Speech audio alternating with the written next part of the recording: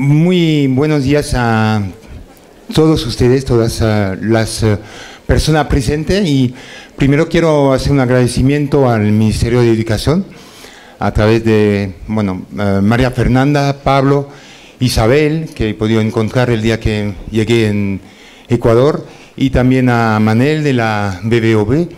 Y aprovecho también para saludar a personas que asistieron hace 2 años o este año a unos cursos que he dado aquí en Quito o en Santo Domingo, y por supuesto a todos los que no asistieron también un cordial saludo para ustedes.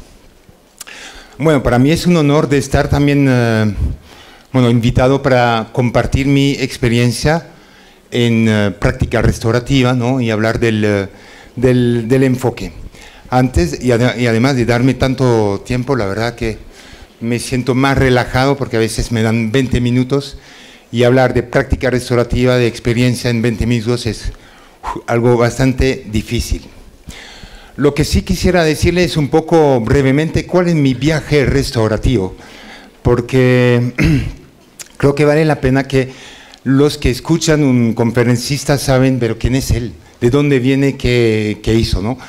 Y lo voy a hacer breve porque he hecho bastante cosas en mi vida, pero a partir del momento que me encontré con lo restaurativo fue en Perú.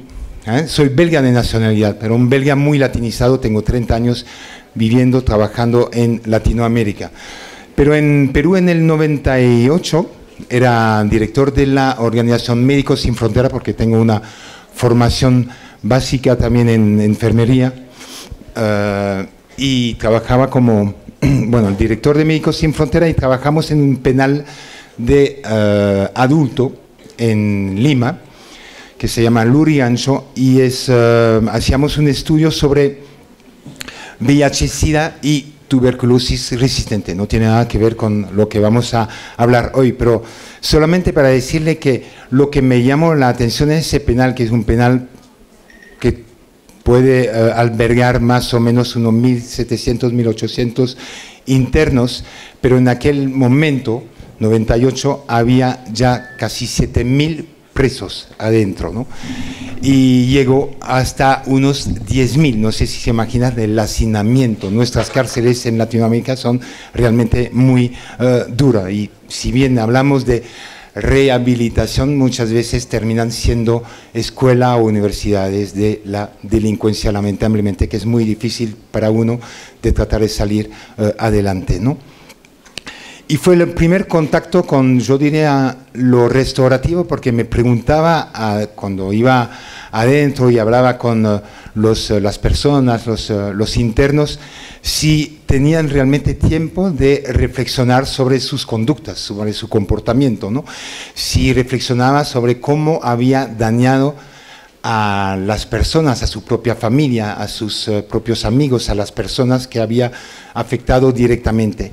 Y la verdad, un ámbito así, y un ámbito bastante castigador, no le permitía esa reflexión. Saliendo de Perú, trabajé en El Salvador, ¿no?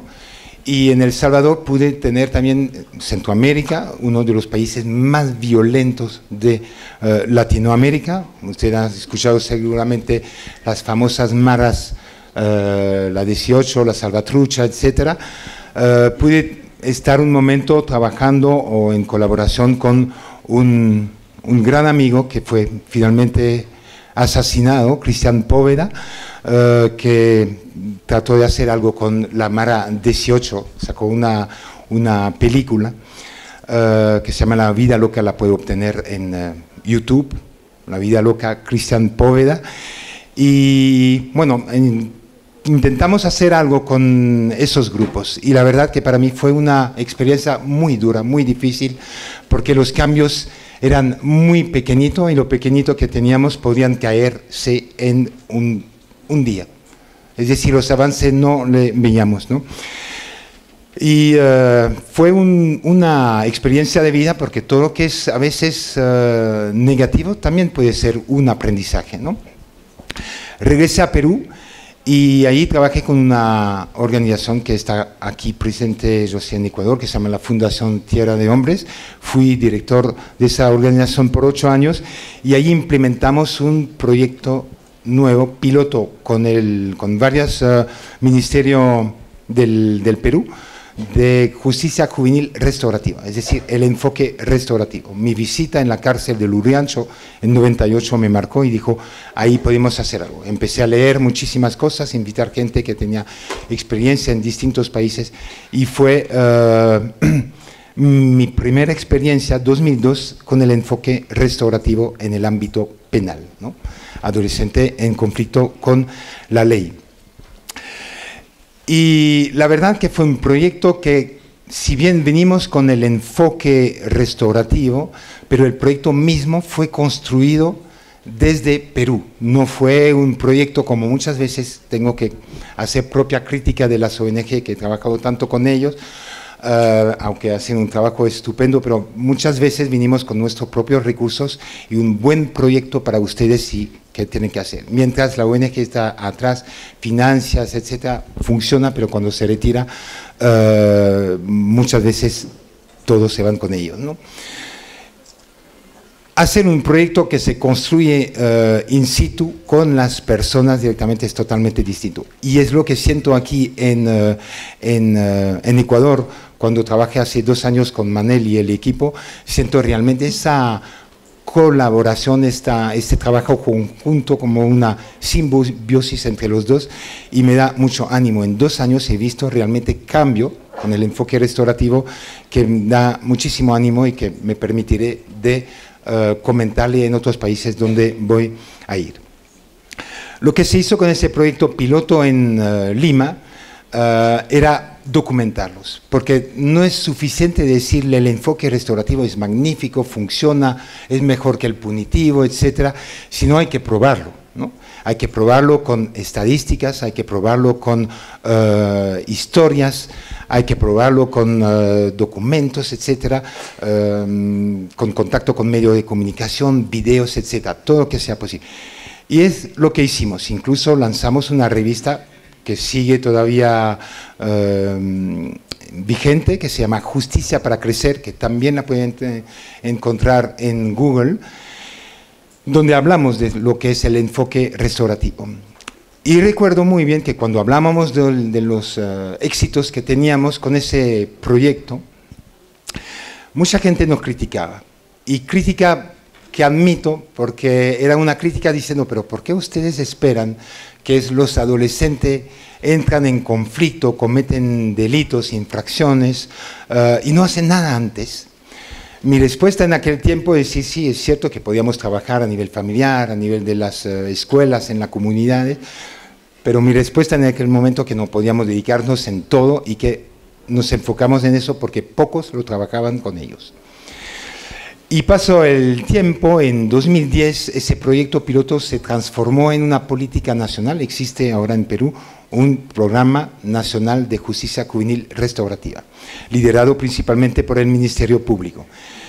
Organizamos en 2009 un congreso internacional, 1000 personas, 36 países representados para hablar del enfoque restaurativo. Tuvimos gente de Irán, de Mauritania, de África del Sur, de Nueva Zelanda, Australia, países muy avanzados en el enfoque restaurativo, para hablar un poco de experiencia que existía por ahí, por allá. Y eso fue el cambio para mí de pasar de la justicia restaurativa a la práctica restaurativa. Y le explicaré en mi ponencia ahora, que termino mi viaje restaurativo, que empecé a hablar de la práctica restaurativa y principalmente en el ámbito educativo. Tengo realmente la suerte de poder viajar mucho y de conocer varios proyectos de norte a sur, de México a Argentina, Chile, Colombia, Bolivia, voy a menudo también. Ecuador es la 3ª o 4ª vez que estoy en este país y la verdad que me siento muy, muy satisfecho y contento y motivado de ver que ahora no existe ni un país en Latinoamérica que no tiene por lo menos una iniciativa o un proyecto o un programa o una política nacional con el enfoque restaurativo.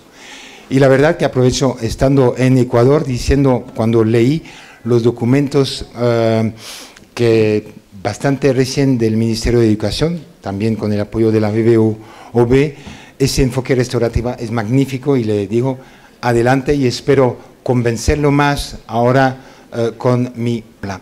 Y muchas veces hago la misma relación. ¿Ustedes se recuerdan de un profesor que le ha dicho un momento, ¿usted sabe por qué quise ser profesor? Seguramente que pocos le habrán dicho, ¿no? Y no es importante creer que un profesor le dije a sus alumnos, ¿usted sabe qué me motivó a ser profesor?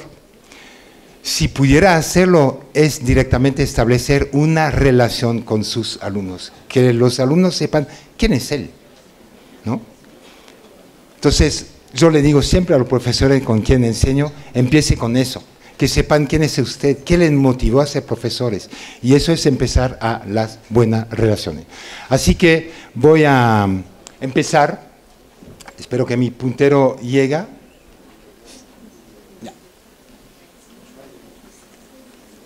Creo que vamos a tener que cortar unas cabezas ahí porque el puntero se paga, pero voy a presentar 4 ejemplos muy sencillos que todos conocen, que son muy comunes en cualquier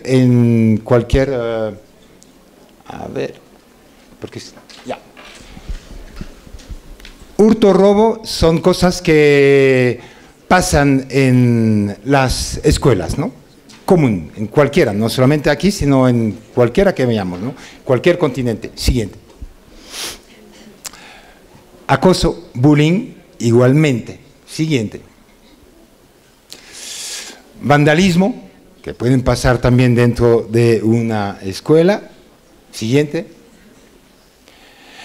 Pelea estudiantil, todos los días seguramente los colegios las tendrán. Esos 4 ejemplos podían ser prevenidos a través de las prácticas restaurativas que voy a detallar. Pero somos humanos, siempre habrá conflictos entre nosotros. Todo lo que podemos prevenir, perfecto, pero son parte de nosotros, y el conflicto bien manejado, conflicto, crisis y oportunidades, podemos aprovechar ese conflicto para aprender y crecer, ¿no? Pero hay también forma para que las personas reflexionen sobre ese tipo de conflicto y qué daño provoca a otras personas, a la comunidad, al ámbito, a toda la escuela, y que entiendan realmente a quiénes afectan, cómo afectan y qué puedo hacer para no volver a entrar en ese tipo de conducta. Siguiente. Pero le he hablado de justicia restaurativa, práctica restaurativa. Siempre es importante de definir bien los conceptos. Y para definirlo, simplemente es el siguiente. Justicia restaurativa es un enfoque reactivo, es decir, es reaccionar frente a un comportamiento inadecuado, violento, ¿no? Pero es otra forma de ver la justicia, y le voy a explicar la diferencia entre una justicia punitiva y una justicia restaurativa, ¿no? Pero se cometió un acto violento, inapropiado, y tenemos que intervenir. Mientras que, siguiente, mientras que la práctica restaurativa tiene un triple enfoque, un enfoque proactivo, un enfoque preventivo y un enfoque reactivo. En otras palabras, la justicia restaurativa hace parte de la práctica restaurativa. La práctica restaurativa amplió los enfoques. Proactivo, ¿qué significa? Es construir un sentido de comunidad, conocerse, relacionarse, conectarse, ¿no? Crear capital social, finalmente. Preventivo es qué podemos hacer para prevenir todo tipo de conflicto antes que lleguen, ¿no? O que siente que si hay un caso sonante de un acoso en algún salón, no esperamos que venga a otro caso sonante en otro salón para hacer algo. Podemos ya trabajar algo y prevenir que eso llegue, ¿no? Siguiente. Entonces voy a hablar del sistema de disciplina escolar y voy a hacer la diferencia entre lo que es punitivo y restaurativo. Y he puesto 2 lentes. Un lente oscuro que lo llamo punitivo y un lente transparente que es el restaurativo. Entonces vemos 2 lentes y voy a comparar uno y el otro. Imagínense que tiene ese lente y ve Siguiente, Manel. Un acto inapropiado, un acto violento, finalmente es un acto de la visión punitiva contra las normas de la escuela. Es un acto que va contra la escuela, está fuera de los estándares y no lo permitimos. Mientras que en una visión restaurativa es un quebramiento de las relaciones, es un daño que se hace a otra persona, a una comunidad, al salón de clase. Es decir, que es una visión mucho más humana, es una ruptura de relaciones. Siguiente. Hay muchas veces en la visión punitiva, el conflicto separa a las personas, ¿no? Mientras que lo restaurativo, el proceso restaurativo hace todo lo posible para unir nuevamente las relaciones de las personas. No digo que siempre lo conseguimos, pero muchas veces se consigue. Sí. Lo que busca la visión punitiva es buscar el culpable, ¿y el culpable para qué? Para castigarlo, ¿no? Mientras que la visión restaurativa no hablamos de culpabilidad o de culpable, sino de responsabilidades. Pero para asumir su responsabilidad, ¿cuántas veces escuchamos a uno diciendo, un adulto diciendo a un joven, tiene que asumir tu responsabilidad? Pero no es así que clic, asumo mi responsabilidad. Para asumir mi responsabilidad, tengo que ser consciente que mis actos están dañando y tengo que entenderlo. Y alguien me tiene que ayudar a veces para entender eso. Entonces, hablamos de responsabilidad, incluso de corresponsabilidad, porque muchas veces no es la responsabilidad de uno, sino la responsabilidad de varios, ¿no? Entre otros, los padres de familia tienen también su parte de corresponsabilidad. Decía, culpar, ¿para qué? Para castigar. Y castigar es muy estigmatizador, ¿no? Cuando castigamos, etiquetamos, ¿no? Mientras que ahí no es castigar, es reparar. Y la reparación facilita la reintegración dentro del grupo. Y ahí, cuando castigar es como ojo por ojo, diente por diente, ¿no? Tú me haces un mal y te doy otro mal, ¿no? Mire bien, yo trabajé en África unos años y trabajé en Sudán, que es el más grande país de África. Trabajé en un campo de refugiados y Sudán está dividido norte católico, sur musulmán. Y fíjese que los musulmanes tienen la Sharia, que es como sus leyes, y dentro de la Sharia a los ladrones está escrito tal cual, a los ladrones se le cortan la mano. Y le pregunto a ustedes, ¿ustedes creen que al cortarle la mano a un ladrón le transformo en un hombre de bien? ¿Sí o no? No, sino en un ladrón manco. Fíjese que un día en Perú había comentado en directo en la televisión de Perú, que me entrevistaba sobre la justicia juvenil restaurativa, ese comentario, y ese señor, que era un señor bastante duro, punitivo, ese entrevistador, usted sabe lo que me dijo después de haber dicho eso. Haciendo el gesto me dice, pero por lo menos va a robar menos. Y ahí hizo lo que le dije, que hablamos de niños además, así que se lo... Pero es así, mientras que la reparación, si tú haces un mal, si queremos realmente justicia, hay que hacer un bien o un doble bien, y eso es el reequilibrio real de la justicia, no un mal por un mal, que hace un mal peor finalmente. Siguiente. Aquí la participación de las personas en el conflicto es pasiva, porque son gente externa que van a decir qué hacemos de ese conflicto. Le comentaba del proyecto de justicia juvenil restaurativa. ¿Cuántas veces se ha asistido en la corte,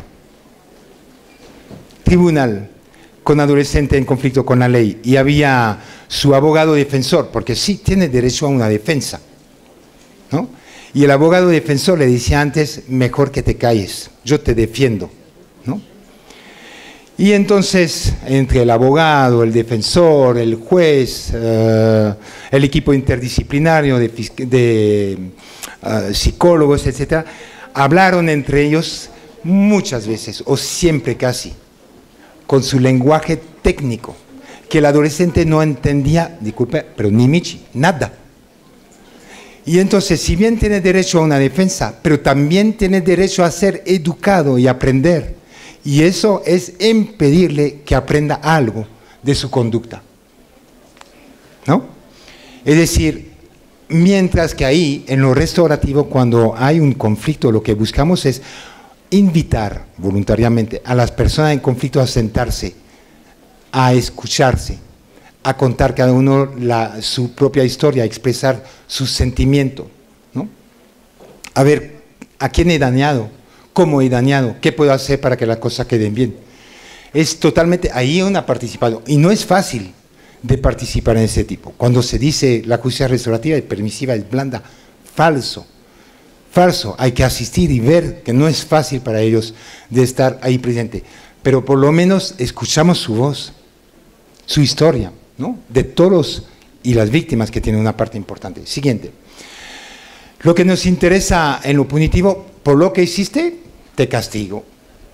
Ahí es lo contrario. Si bien nos interesa el pasado, lo que nos interesa aún más es el presente de ahora en adelante, para transformar, ¿no? Para que haya una conducta diferente. Siguiente. Ahí, cuando hablamos del enfoque punitivo, lo que nos interesa es el ofensor, para castigarlo, para ponerlo de lado, y nos olvidamos de las víctimas. Y las víctimas tienen necesidades, tienen derecho. Ahí, en lo restaurativo, las necesidades de las víctimas son atendidas. Las víctimas necesitan expresar cómo han sufrido, sus emociones. Las víctimas necesitan que la gente, su familia, sus colegas, etcétera, reconozca que lo que le pasó fue injusto, inmerecido. La víctima necesita ser reparada. La víctima quizás necesita hacer pregunta al ofensor: ¿por qué a mí y no a otro? ¿O estás seguro que no lo vas a volver a hacer? ¿No? Hay muchísima necesidad que la víctima tiene, ¿no? Y finalmente, en el enfoque punitivo, es una persona externa que se va a ocupar del conflicto y que va a tomar su decisión. Mientras que ahí, en lo restaurativo, es la persona, es decir, los propietarios del conflicto, que van entre ellos a abordar el conflicto y la decisión. Cuidado, no es que los profesionales están eliminados, ellos pueden también estar dentro de la gestión de ese propio conflicto, y deben estar, pero incluyendo los actores dentro del conflicto. Y eso es la gran diferencia, la visión punitiva con la visión restaurativa. Siguiente.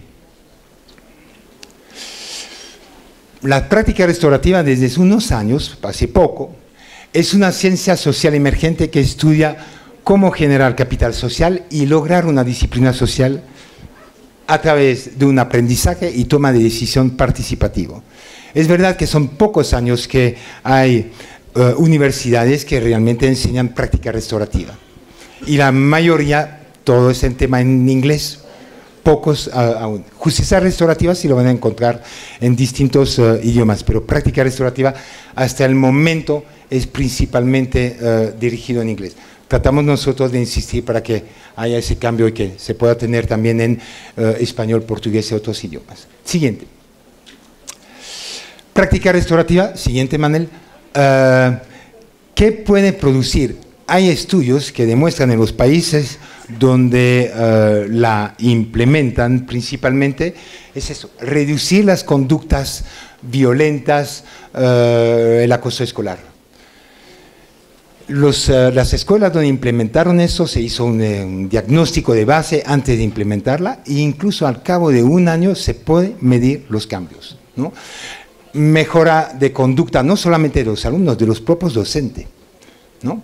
Empoderar a los estudiantes son mucho más dispuestos a exponer sus sentimientos, a hablar de sus opiniones, etc., pero siempre dentro de un marco muy respetuoso.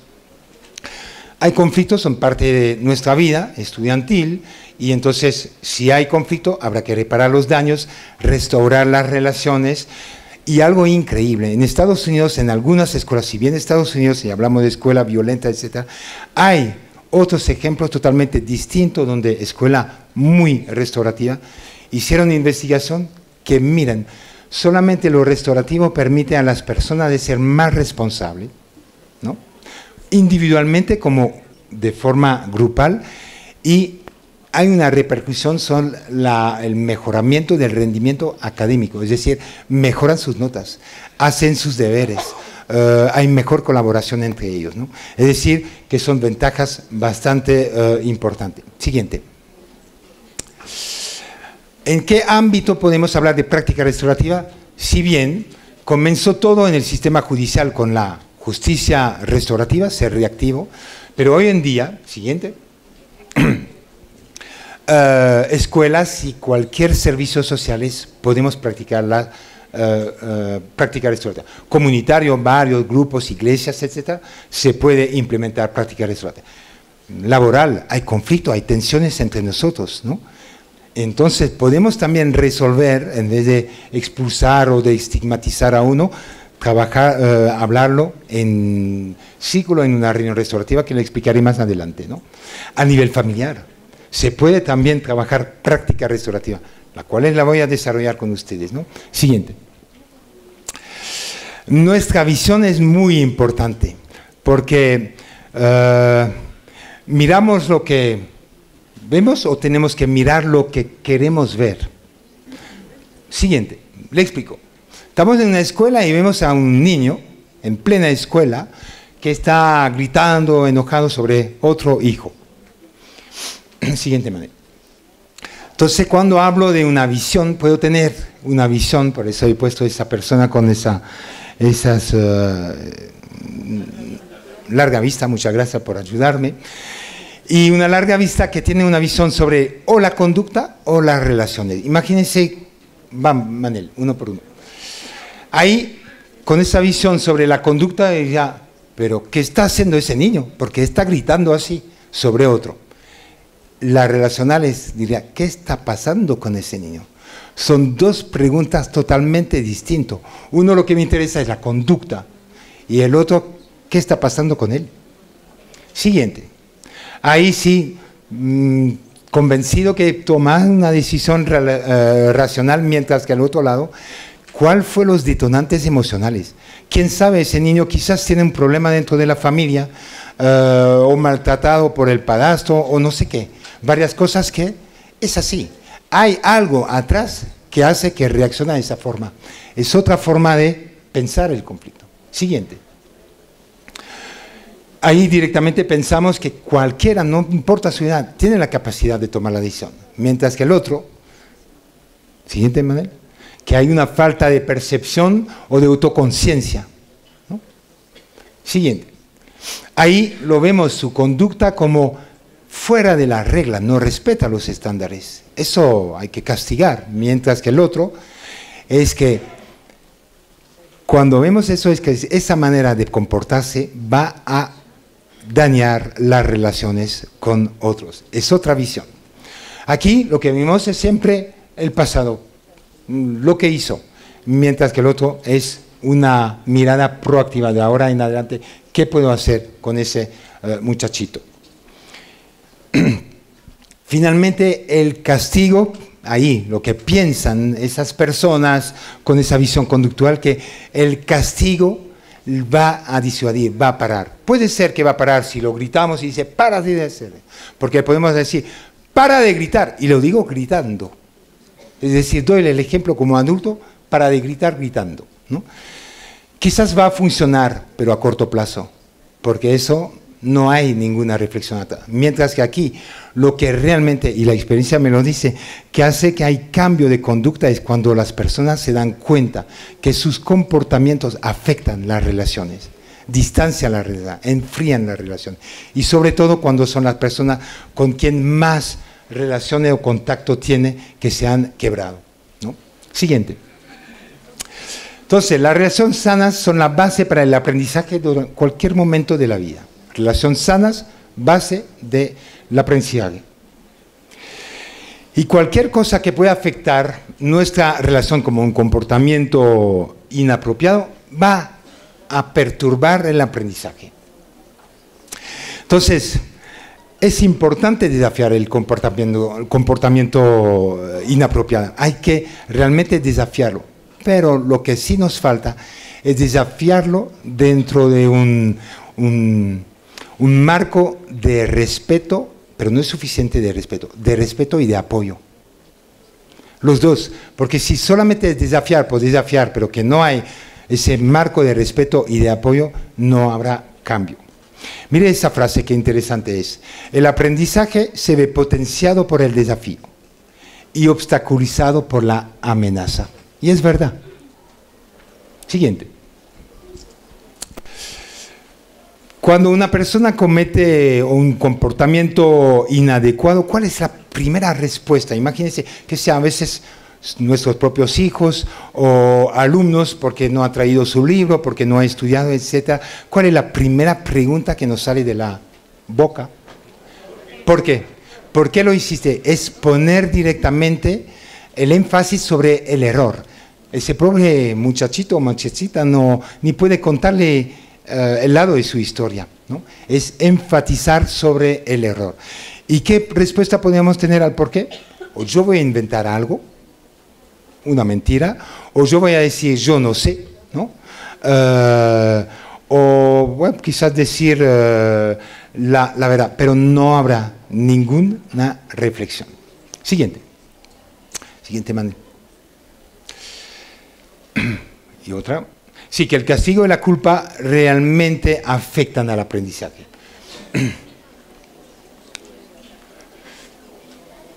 Esa definición de un canadiense sobre el enfoque restaurativo me gusta bastante. A ver, la vamos a leer juntos. ¿Manel? Ya. La práctica restaurativa, así van a tener una primera definición, es una manera de pensar y ser. No es solamente pensar, ser, una actitud, ¿no? Enfocada en crear espacios seguros para verdaderas conversaciones que profundizan las relaciones y construyen comunidades conectadas más fuertes. Tengo un buen amigo en Brasil que trabaja mucho la comunicación no violenta y el enfoque restaurativo, y un día contó así, me permitido de contarle, no es que salió de mi mente, sino de él, y lo comparto. Se llama Dominic Batter, y él dice, en una conferencia dijo así: ¿todos ustedes tienen una cocina en su casa? Me van a preguntar, ¿por qué hago una pregunta sobre tal tema? Le pregunto, ¿tiene una cocina en su casa? Sí. Todos ustedes. ¿Y por qué tiene una cocina en su casa? Tiene que alimentarse y tiene que nutrirse, ¿no es cierto? Ninguno de ustedes ha esperado de morirse de hambre para tener una cocina, ¿no es cierto? Es lo mismo con escuchar, porque escuchar también es una necesidad del hombre, y entonces no hay que esperar que los conflictos llegan para construir espacio de diálogo donde podemos dialogar. Y me parece muy importante porque tiene mucha relación con eso. No esperamos que sino nos sentamos y tenemos que dialogar. La escucha también es una necesidad de los seres humanos. Siguiente. Diálogo restaurativo funciona mejor cuando, mire bien, hablamos de participación, y cuando hablamos de participación es realmente una participación activa, donde la persona puede realmente expresar lo que siente, expresar opiniones, ideas, etcétera, ¿no? Que haya una colaboración más que cooperación. Entramos, seguimos. Y último, el tema de las oportunidades, más que enfocarse sobre los problemas. Todo conflicto, si bien hay una definición ahí, no sé de dónde salió, un momento me dijeron que era la traducción de chino, pero otro me dijo que no es tan así, pero que conflicto quiere decir crisis más oportunidades. Es verdad, es una crisis, pero también es una oportunidad para aprender. Siguiente. A ver, ¿qué característica tiene la práctica restaurativa? Entonces, una práctica restaurativa, porque tenemos que estudiar un poco nuestra práctica. Si nuestra práctica, ¿cómo es? Si realmente es efectiva, si no es a veces hacemos la cosa porque siempre se ha hecho así y que no reflexionamos si a veces da realmente el resultado que queremos. ¿Cuántas personas siguen castigando cuando saben que no funciona? Y como no funciona, ¿qué hacen? Dan una capa más de castigo, aumentamos la dosis. y aumentamos la dosis hasta que en un momento, bueno, el chico no aguanta y se aparta, ¿no? Una práctica que sea respetuosa y justa, una práctica que se centra en la reparación del daño, la restauración o incluso construcción de relaciones. Una práctica que ayuda a desarrollar la empatía, que crea oportunidades para que surge la responsabilidad y rendición de cuenta. Y finalmente una práctica que promueve el cambio positivo y ayuda a construir las relaciones más fuertes. Objetivo de la práctica restaurativa: crear un sentido de comunidad y manejar tensiones y conflictos a través de la reparación del daño y la restauración, construcción o restauración de relaciones. Ese objetivo lo puedo cortar en dos. ¿Dónde harían el corte para de ese objetivo? Hacemos dos objetivos. ¿Dónde haría el corte? ¿Después de qué palabra o antes de qué palabra?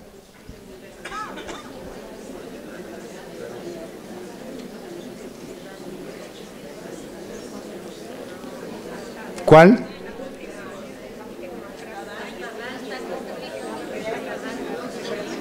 Bueno, no, bueno, seguramente que hay que dieron la buena y otro no, pero es después de comunidad, crear un sentido de comunidad. Ese es el enfoque proactivo, ¿no?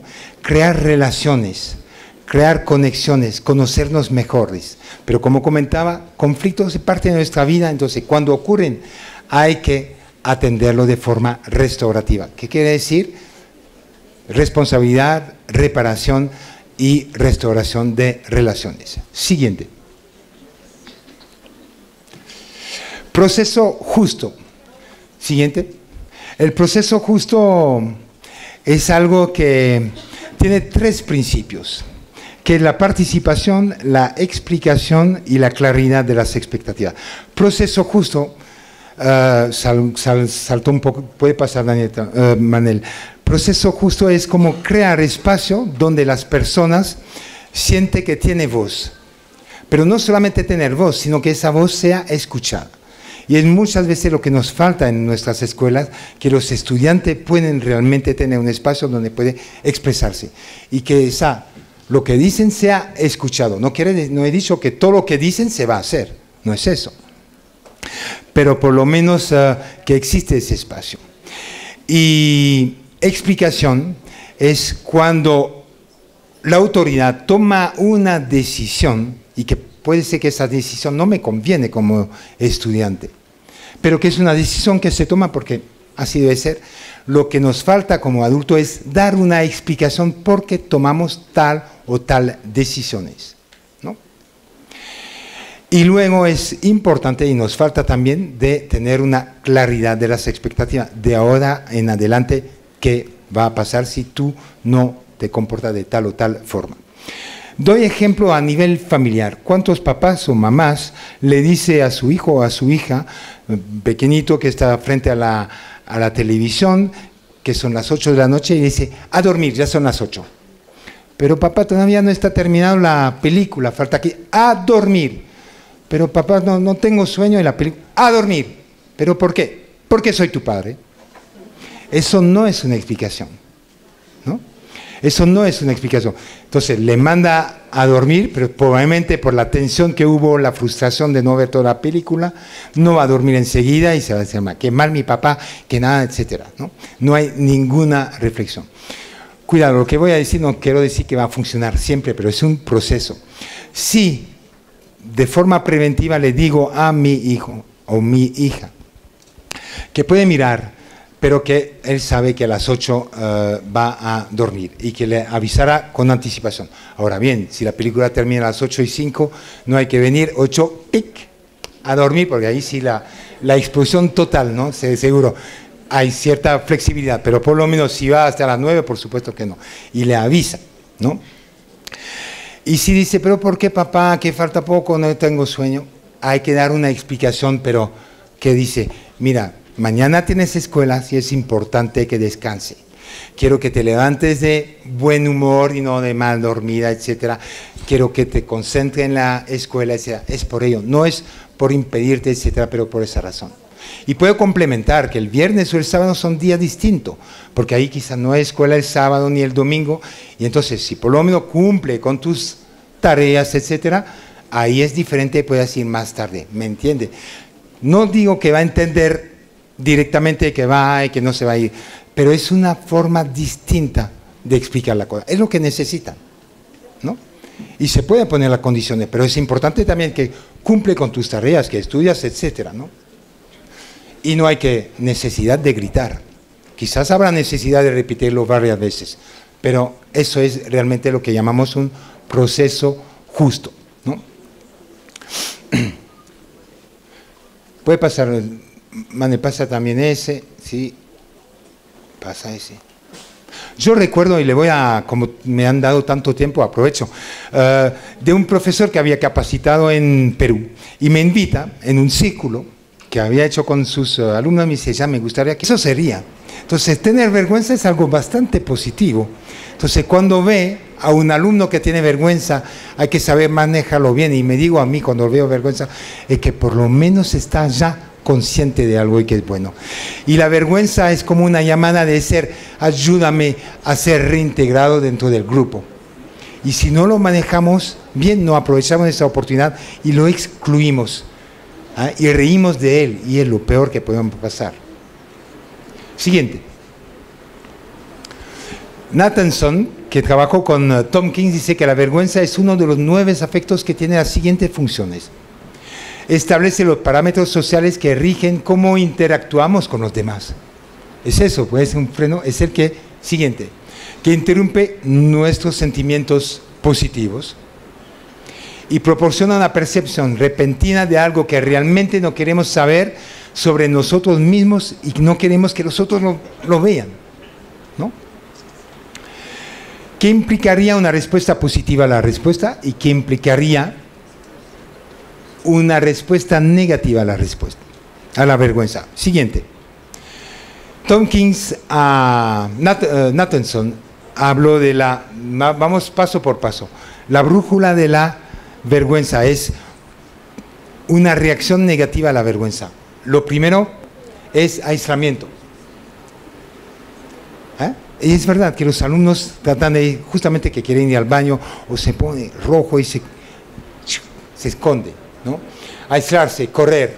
Siguiente, la negación, tratar de tapar, y muchas veces ahí es la droga, el alcohol, y los padres de familia lo mismo, tratar de realmente cubrir esa vergüenza. Atacar al otro, ¿no? Es una forma también de gestionar su propia vergüenza. En Lima un día manejaba el carro, igual de caótico el tráfico que aquí, yo diría incluso peor, imagínense, y me paro en un semáforo y justamente una persona atrás se me choca y miró por el espejo y veo que estaba con su celular. Entonces ahí estaba con la atención en otro lado. Él sale de su carro y me viene atacando, diciendo, ¿por qué te has parado ahí? Y dije, porque era el semáforo rojo. Su forma era avergonzado y su forma de gestionar su vergüenza fue a través del ataque hacia mí, ¿no? Siguiente. Y hay hasta el ataque a uno mismo. Yo que he trabajado también con miembros de pandillas o dentro de las cárceles, ¿cuántas de esas personas se hacen corte en los antebrazos? Es tener tantas vergüenza que se castigan a ellos mismos, no es otra cosa, ¿no? Se hacen sus propios daños por tanta vergüenza. Siguiente. ¿Cómo podemos lidiar positivamente con la vergüenza? Es hablar sobre el asunto, disculparse, admitir que he actuado mal, compensar, reparar y expresar sentimientos. Por ejemplo, si hubiera hecho ese erupto, seguramente que hubiera pedido perdón, que la verdad que vino solito, no lo hice a propósito, que ayer me tomó un pescado, era buenísimo, pero he abusado de él y por eso me castiga, y que papá, y me sentiría seguramente que era pobrecito, aprovecho de la buena comida, pero ha abusado, bueno, como si me perdona, ¿no?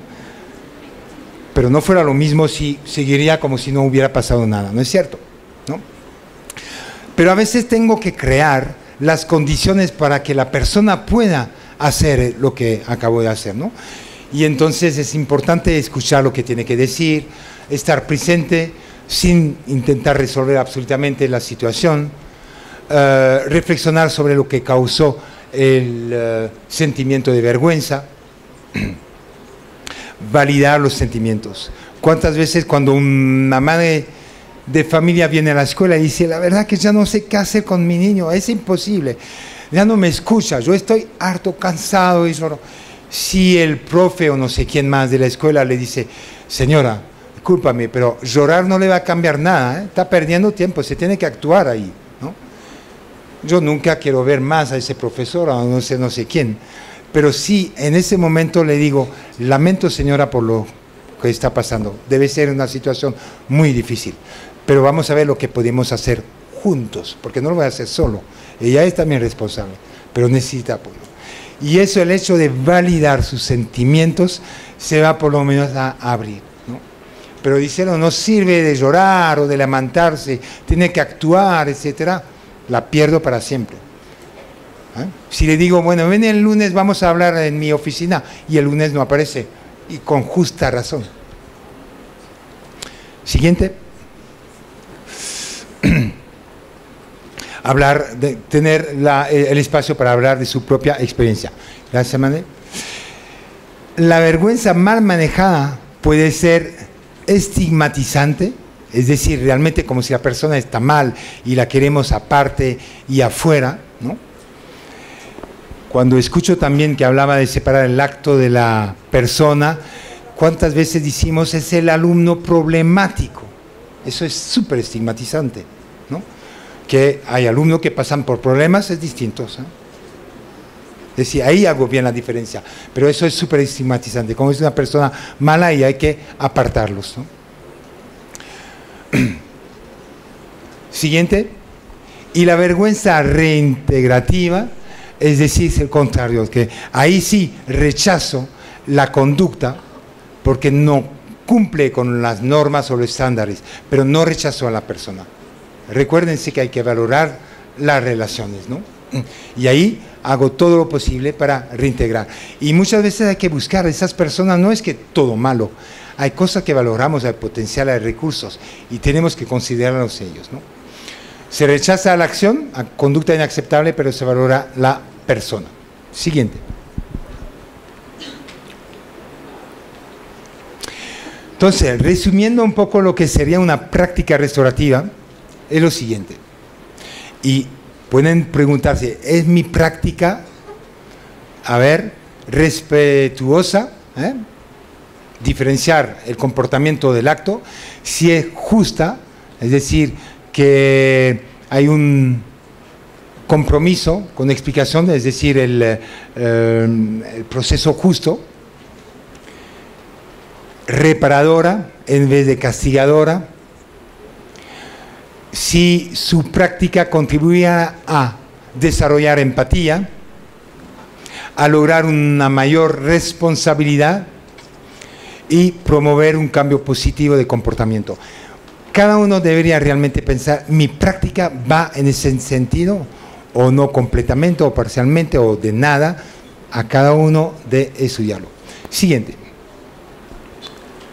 Y por fin voy a hablar de, porque hace más de una hora que estoy hablando y todavía la gente puede decir, pero ¿qué son las prácticas restaurativas en concreto? ¿No? Entonces ahí vamos, prácticas restaurativas. Aquí son las distintas prácticas restaurativas que hay. Algunas son informales, otras son muy formales. ¿Cuál es la diferencia entre informal y formal? Informal son práctica sencilla, espontánea, que no necesita preparación, que puedo de un momento al otro. Mientras que las formales son prácticas que necesita planificar, que son prácticas más estructuradas, que toma más tiempo, que involucra más gente, ¿no? Entonces vamos una por una. Escuchar. Escuchar no es tan sencillo de aprender a escuchar, y hay varios tipos de escuchar. Recuerdo en España una persona me dijo, escuchar no es hacer cola para hablar, Y muchas veces es lo que nos pasa, ¿no? No escuchamos, sino ya estoy pensando en lo que voy a decir, ¿no?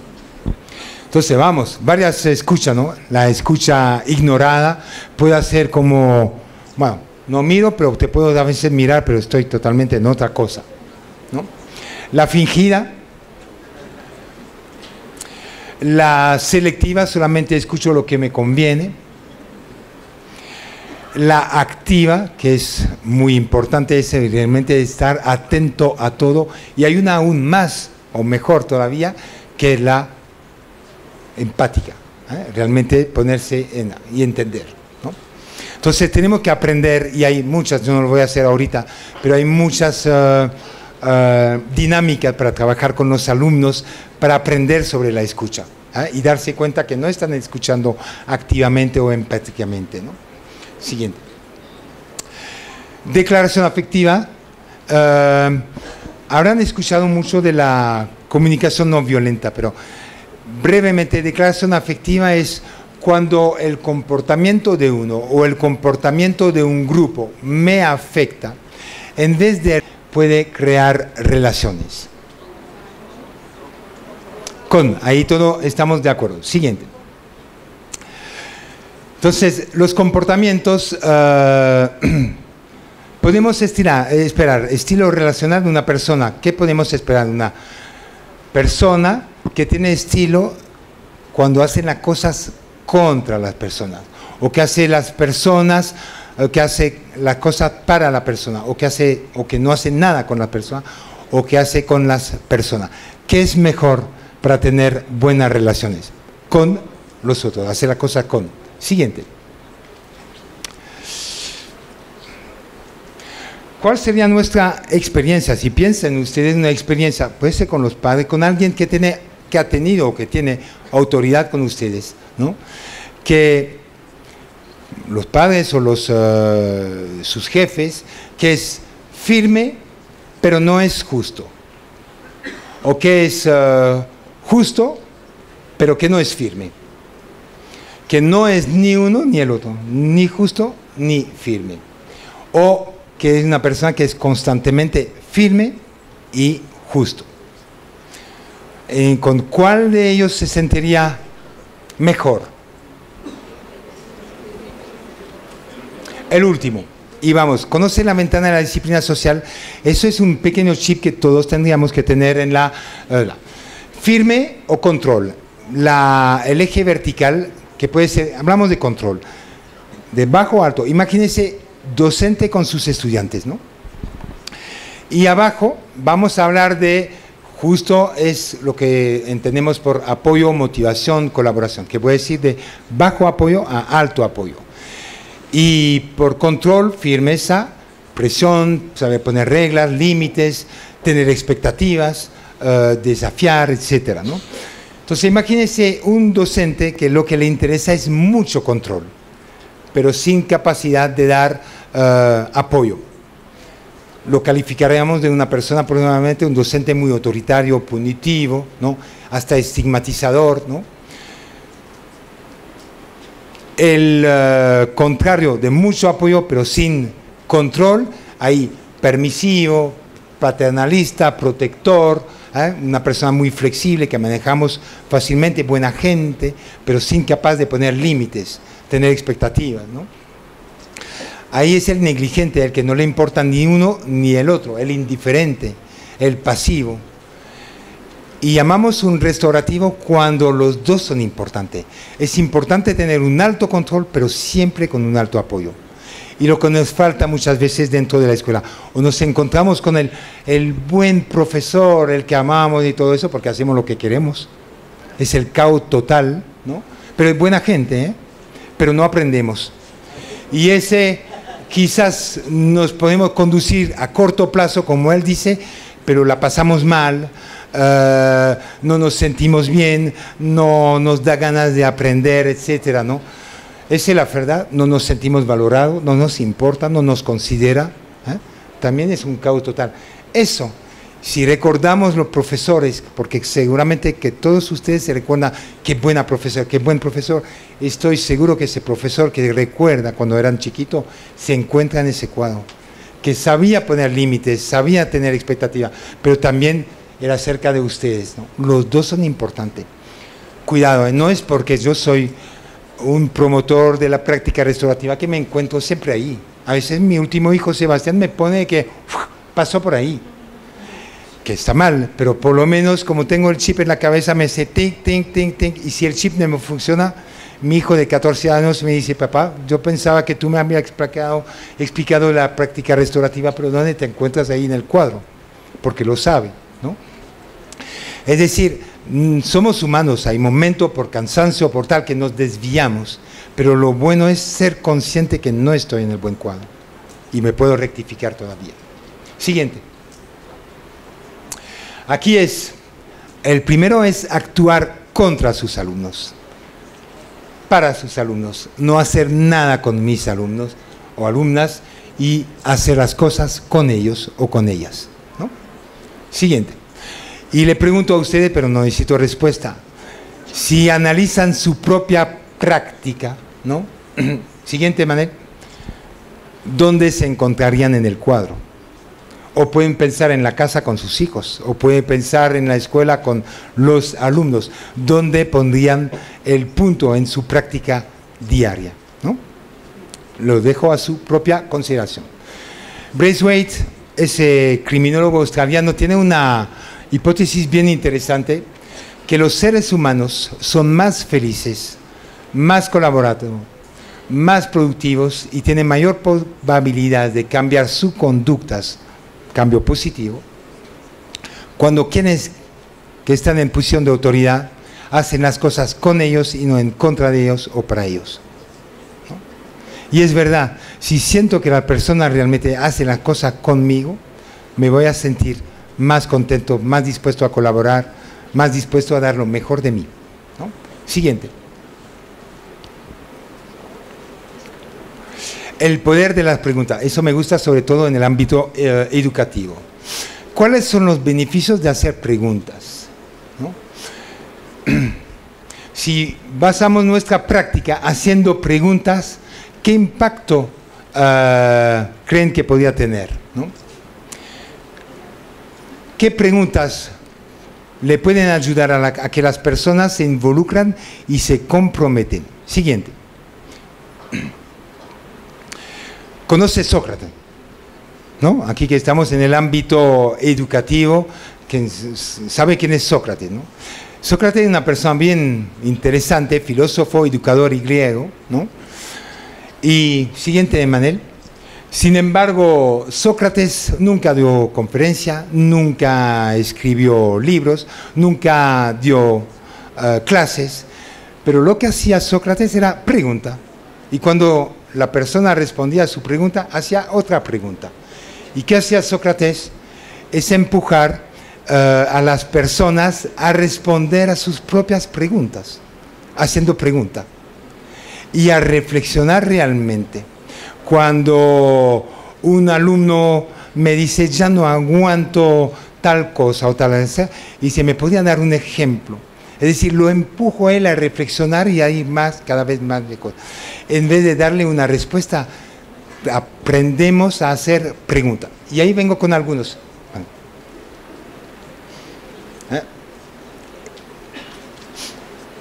Entonces, hay algunos ejemplos. Preguntas aclaratorias. Si me dicen algo, le puedo decir, ¿a qué te refieres con? ¿No? O puedo decir, ¿cuál piensa que es el asunto principal en todo lo que me ha contado? No le doy la respuesta, a él tiene que dar la respuesta mismo, ¿no? ¿Puedes darme un ejemplo de lo que acabo de decir? Preguntas acerca de un tema, de un problema. ¿Qué te hace pensar así? ¿Este problema conduce a otros asuntos o preguntas importantes? ¿Qué piensas? Siguiente. Preguntas en torno a supuestos. ¿Está presumiendo que? Y a ver qué contesta. ¿Te entendí correctamente cuando tú dices tal cosa? Pregunta respecto a evidencia y razón. ¿Me podrías explicar tu razonamiento? ¿Qué te llevó a esta convicción o conclusión? ¿No? Es decir, siempre tenemos que pensar en Sócrates y cuando hay una conversación, tratemos de hacer preguntas y él mismo van a empezar a dar la respuesta de su propia pregunta.